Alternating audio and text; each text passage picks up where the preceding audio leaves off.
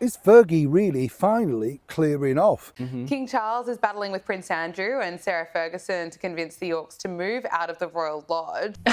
This is the worst look Fergie has ever had. An extraordinary splash from the Mail on Sunday are world class when it comes to royal stories. Fergie's Epstein lies exposed in bombshell email. So damaging about this email is that it actually highlights the cynicism in which she's approached this. Sarah Ferguson and Prince Andrew may be divorced, but according to royal insiders, they remain united in one troubling pursuit: questionable grabs for money.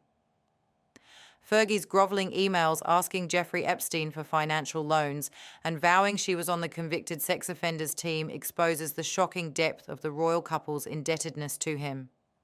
Ferguson's money troubles are nothing new to those who followed her tumultuous decades in the public eye. But even by extravagant royal standards, her financial story is absolutely astonishing.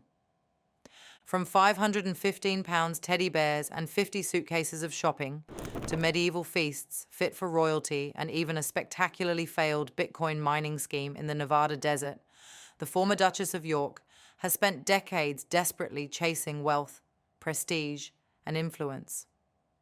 But behind the practiced charm and constant chatter lies a troubling history of greed, catastrophic misjudgment, and financial chaos that may have finally caught up with her. So let's examine how Sarah Ferguson's extravagance helped systematically destroy her reputation, and why her Bitcoin business scandal might be her most embarrassing venture yet. Before the diamonds, designer gowns, and carefully staged photo opportunities, Sarah Ferguson's life was remarkably ordinary, even humble by royal standards. She's spoken openly about working as a chalet cleaner in her youth, scrubbing toilets and waiting tables in a strudel cafe. Then came her fairy tale transformation. In 1986, she married Prince Andrew and overnight became Her Royal Highness, the Duchess of York. But according to royal insiders familiar with the situation, that happily ever after came with a dangerous dose of delusion about what royal life actually entailed. King Charles is very keen to move Andrew and his ex-wife Fergie on. He doesn't want them to live there anymore. Ever-evolving soap opera, that is, of course, what's happening over at Royal Lodge. The layers of duplicity and shallowness, this is a new low. He's living in disgrace. He was stripped of his royal duties, and part of that is he's not really being paid by the monarchy anymore because he doesn't complete any royal duty. Like many outsiders joining the exclusive royal circle, Fergie apparently assumed marrying a prince automatically meant unlimited access to money. What she didn't realize, or chose to ignore, was that the Yorks were perpetually short of actual cash, and that the monarchy doesn't fund personal shopping sprees or extravagant lifestyle expenses. The first troubling signs came remarkably early in the marriage. Not long after her wedding, Sarah flew home first class from New York with more than 50 pieces of luggage. The fine for her excess baggage alone was almost £1,000, a truly staggering sum in the late 1980s. Inside that mountain of cases were approximately £33,000 worth of purchases, including a single £515 teddy bear. Even the experienced Heathrow baggage staff were genuinely stunned by the excess. One baggage handler quipped memorably, "Not even Joan Collins travels with this much." Royal aides were reportedly horrified by the public spectacle, and the palace pointedly refused to say who paid the substantial fine. But that incident was merely a preview of what was to come. Royal sources claim Sarah frequently arrived for trips with 25 or more suitcases, routinely spending between £800 and £4,000 in excess baggage fees alone. She sometimes packed whole trunks simply for her clothing hangers. Behind palace walls, staff consistently described her as extravagant to the extreme. One former employee claimed bluntly it was greed and wastefulness that contributed significantly to her eventual downfall. Every night she reportedly demanded a whole side of beef, a leg of lamb, and a chicken laid out like a medieval banquet, despite being just one person. Her annual spending hit an astronomical £860,000, including £150,000 on gifts, £50,000 on flowers, and £50,000 on entertaining guests. She surrounded herself with luxury, personal trainers, hairdressers, and Pilates instructors who waited for hours and charged hundreds per session while she slept late into the afternoon. Royal commentator Jenny Bond summed it up perfectly. She had a hopeless grasp of money, combined with an insatiable desire for more and more of it. By the early 1990s, Sarah's debts had spiraled completely out of control. She reportedly owed £4 million to Coutts Bank, one of Britain's most elite and exclusive financial institutions. When her marriage collapsed in 1996, her finances went with it. Yet even after the divorce, she steadfastly refused to downsize her lifestyle. Instead, she leaned heavily on Andrew, both emotionally and financially, long after their romantic relationship had ended. Biographer Tina Brown described their dynamic as a destructive mutual reliance. He bailed her out when she was in trouble, and she backed him up when scandal struck. But those old, comfortable arrangements couldn't last forever. When King Charles stripped Andrew of his titles and ordered the pair to vacate Royal Lodge, the royal safety net vanished completely, and Sarah's lavish lifestyle began crumbling. Just when it seemed Sarah might finally learn financial restraint, she dove headfirst into yet another questionable venture, this time in the volatile world of cryptocurrency. In 2019, a company called Pegasus Group Holdings announced a grand plan, a £3 billion solar-powered Bitcoin mining complex in the Nevada desert. They called it the Hive. And who did they hire as their brand ambassador? Sarah Ferguson. In her official statement, she praised the company's visionary leadership and said she was proud to join their forthcoming adventure. The deal earned her £200,000 immediately, with a promised £1.2 million bonus if the ambitious project succeeded. But it never did. Pegasus collapsed amid lawsuits and serious allegations of fraud, accused of using investor funds for personal gain and failing to build a single data center as promised. By 2023, an arbitration tribunal had ordered the company to pay $2.5 million in damages.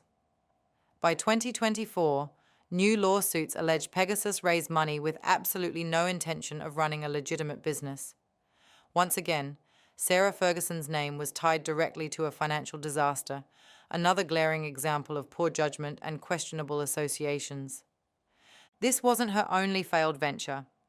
She also sold her Belgravia townhouse at a significant loss, dropping from £4.25 million to £3.85 million in just 3 years.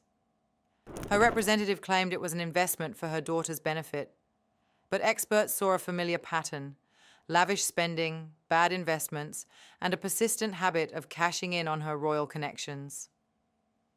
Critics say that even without the Duchess title, she's continued trading on the illusion of royal glamour to attract investors, brands, and publicity, a tactic that's now backfired spectacularly. For decades, Sarah Ferguson has been her own worst enemy. Whenever it seemed like she might redeem herself, she'd find a way to stumble right back into chaos. Take her string of strange commercial ventures, diet plans, self-help books, and even a line of teas and candles. At one point, she was promoting a product that claimed to energize your soul. Another time, she was hawking weight loss programs while admitting in interviews that she never actually stuck to them herself. Critics said it was less about genuine passion, more about pure profit. She'd slap her name on anything that paid. A royal biographer once quipped that Fergie would endorse a fridge magnet if the check cleared. Then came the infamous cash for access scandal that genuinely shocked the nation. Hidden cameras caught her offering a journalist access to Prince Andrew for a £500,000 fee. She was filmed saying brazenly, "That opens up everything you would ever wish for." When the story broke, the footage went viral worldwide. Her explanation afterward was that she claimed she was desperate and drunk, apologizing through tears on Oprah Winfrey's sofa. But for the royal family, the damage was irreversible. The image of a duchess selling introductions to the Queen's son for £500,000 destroyed whatever credibility she had left. Still, Sarah seemed genuinely addicted to the spotlight. She's admitted to loving the thrill of fame, once saying that public attention felt like a form of oxygen to her. And she's chased it relentlessly ever since.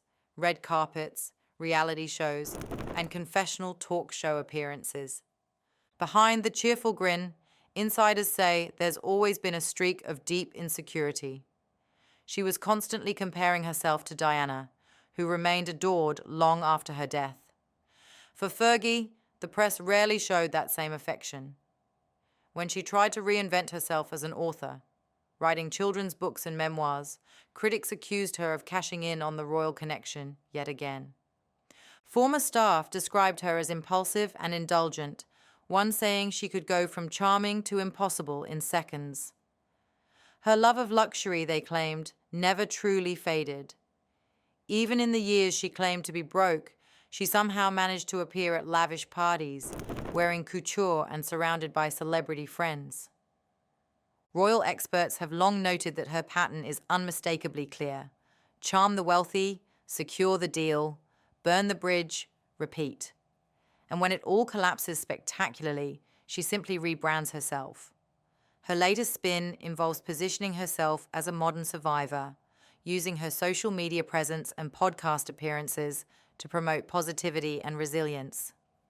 But it's hard to ignore the irony of a woman who preaches self-improvement while her finances remain in absolute tatters. More recently, she's leaned heavily into her image as a cancer survivor, using it strategically to regain public sympathy and rebuild her battered persona.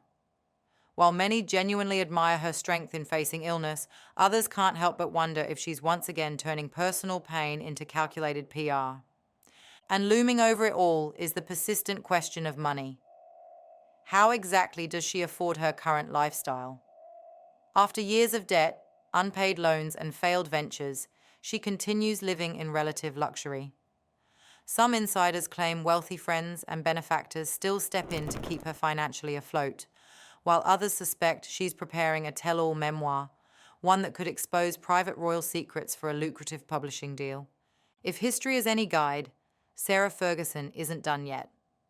Every time she's been written off, she finds a way to claw back attention through scandal, shameless self-promotion, or sheer audacity.